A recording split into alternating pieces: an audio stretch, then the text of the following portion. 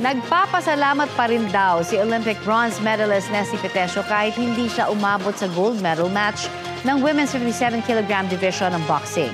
Balitang hatid ni JP Soriano. Bronze medal para po kay Nesty Petesio. Ito nga ang karangalang iuwi ng ating kababayan, pero natalo po siya sa laban nila ni Julia Seremeta ng Poland sa semifinals ng women's 57 kg division boxing sa Paris Olympics.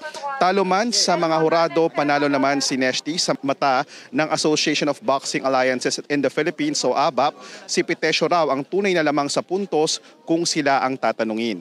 Masakit man daw ang resulta ng laban para kay Petesio na isang Tokyo Olympics silver medalist. Dapat daw itong tanggapin at respetuhin.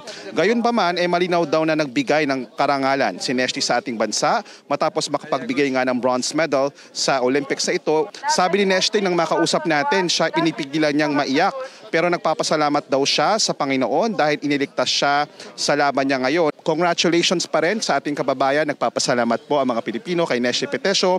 At yan muna ang latest mula rito sa Paris, France at bilang bahagi ng Philippine Olympic Committee Media, JP Soriano, nag-uulat. Kapuso, para sa mga maiinit na balita, mag-subscribe sa GMA Integrated News sa YouTube. Sa mga kapuso naman abroad, subaybayan nyo kami sa GMA Pinoy TV at sa www.gmanews.tv.